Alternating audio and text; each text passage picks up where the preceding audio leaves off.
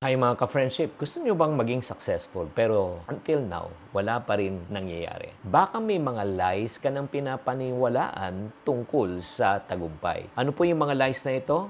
This is the video that you need to finish. Videos that will make you wealthy and debt-free.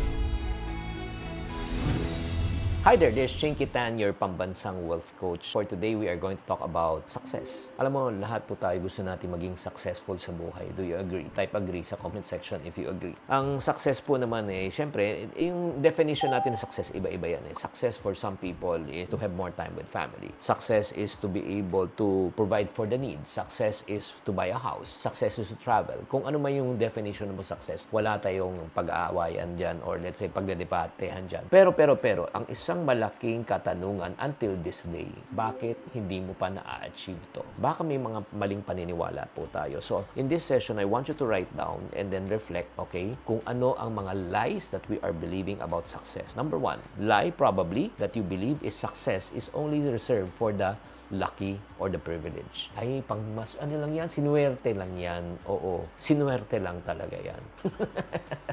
Alam mo, ito yung one thing that I've learned in life. Ito lang ang tagumpay, hindi lang yan po para sa mga taong masuswerte. Ang paniniwala ko, success doesn't happen by chance. Success happens by choice. O when I say choice, lahat po tayo may choices tayo sa buhay. Pag-aasa po tayo sa swerte, nako, baka malasin po tayo. Kasi naniniwala tayo sa swerte. Naalala ko tuloy, yung mga bata pa tayo, pinapasuot tayo ng polka dots. Bakit daw? Kasi nga, swerte daw para dumami daw ang pera. Pero in reality, wala na nag-polka dots ngayon. Bakit na-realize po ng karamihan, ang polka dots pala represents Maria. Ang dapat po ay sinusuot po natin checkered. Pero ito lang huwag kayong tatalo na pag kayo ay naka-checkered. Bakit? Baka matanggap nyo bouncing check. Sana naman natawa kayo. Ang success para sa akin, it requires hard work, determination, consistency. Pag ikaw naging hard work ka, marunong ka sa buhay, determined ka, consistent ka, ay nako, suswertehin ka. Subukan mo. Kaya huwag maniwala na pang mga swerte lang yan. Number 2, maling paniniwala pagdating sa success. Success happens overnight. That's another misconception. Grabe, no? Si Diwata, talagang sinuwerte lang. Galing naman niya. Well, actually, if you look at the history of Diwata, he was already here in Metro Manila nung 16 years old. Right now, he's 42 years old. 16 to 42, that's 26 years. 26 years na pinagdaanan niya. Tumira sa tulay, nangalakal, naging construction worker. Hindi po overnight yan. Yun lang po kasi nakikita minsan natin sa buhay, especially pag may mga tao na awardan na akyat sa stage, ang galing naman nila. Sana all. Pero hindi mo alam kung anong pinagdaanan nila bago sila tumuntong sa stage. Because success is not a one-day event, but success is a lifelong process. Ito lang look at me. Kung ikaw may pinagdadaanan ka ngayon, may mga challenges ka, ingredients yan. Building blocks mo yan for success. Ganun din naman nangyari po sa akin Bago ko nakamit ang gusto ko, bago kong guminhawa ang buhay ko, ang katakot-takot na mga challenges. Pero ang difference lang kung bakit namin naabot o bakit ko naabot, because hindi ako umayaw. Let's go to number 3. The third lie you might believe about success is this. Success means wealth. Pag mayaman ka na, successful ka na. Again, walang masama na yumaman, walang masama na marumami ang pera, pero may kakilala ba kayo mayaman at maraming pera pero malungkot sa buhay? Yes or no? Kasi ang success kasi depende talaga sa tao yan Uulitin ko success for an OFW is to have more time with family kahit di sila mayaman. Success for a person who's sick and dying is to become healthy kahit di siya mayaman. Agree? Kaya nga, what is your definition for success? Tanungin mo yung sarili mo. Huwag tayong magpabudol na, may papakita ka maraming pera, successful ka.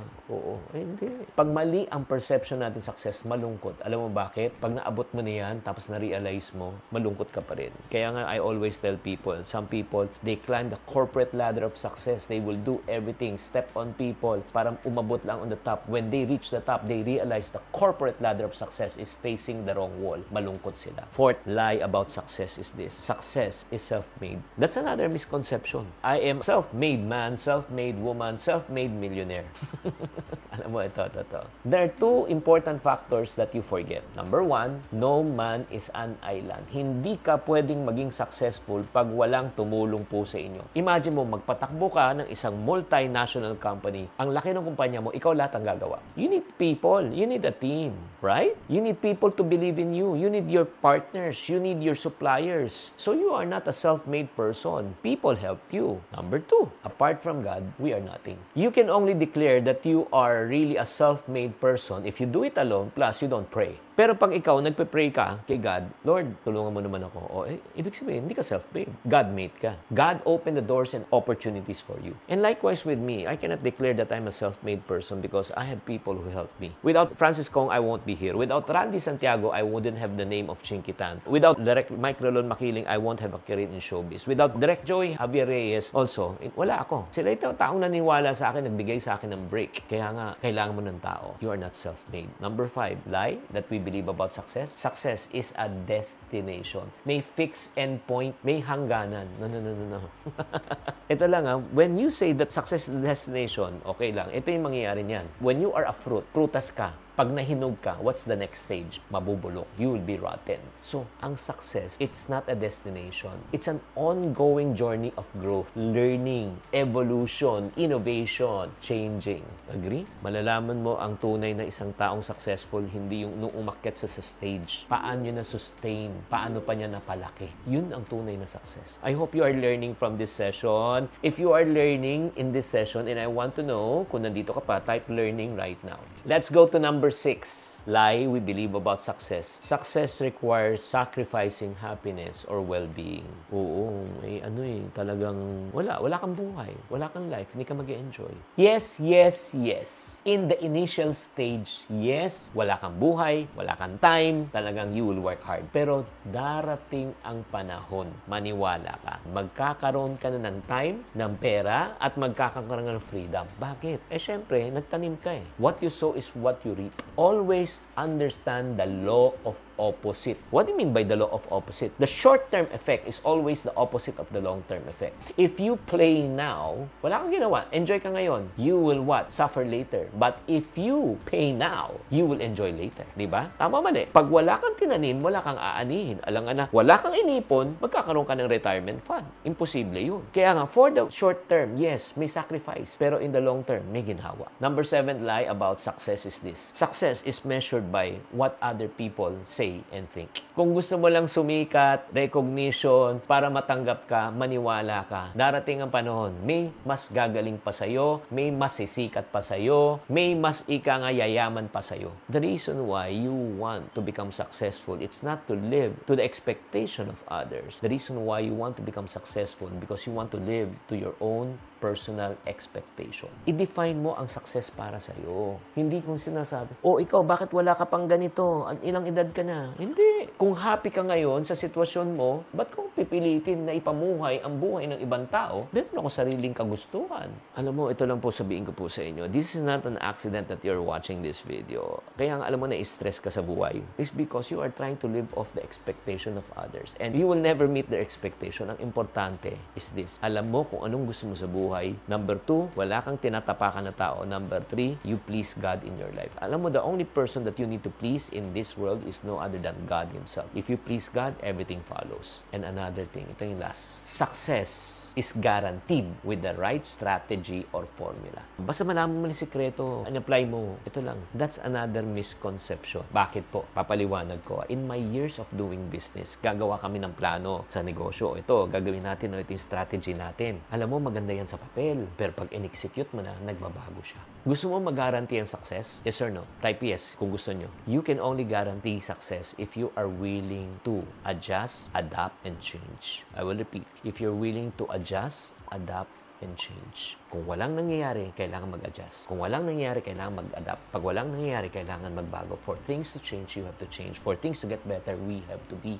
better. Ito lang guys, I hope in this episode of ours, na-realize mo, success is not only for mga swerte. Success doesn't happen overnight. Success doesn't mean mayamang ka, wealthy ka, successful. Success is not you doing it alone. Success is not a destination. Success doesn't require sacrificing your happiness in life. Success means living to please others. Success is guaranteed with the right strategy and formula. Pag na-change mo na itong perspective mo about success, you know what will happen? Magbabago na ngayon ang perspective mo, mauunawaan mo ang ibig sabihin ng tunay na tagumpay sa buhay. Para sa akin, ang tunay na tagumpay sa buhay is number 1, knowing my purpose in life. Number 2, doing what I'm called to do. And number 3, sharing my purpose in life. Sana itong episode na ito naka-enlighten, nagising kayo, napukaw kayo sa inyong damdamin. And I hope and pray that you will become successful one day. Tatandaan, tamang karunungan, tamang disiplina ang susi sa pagyaman.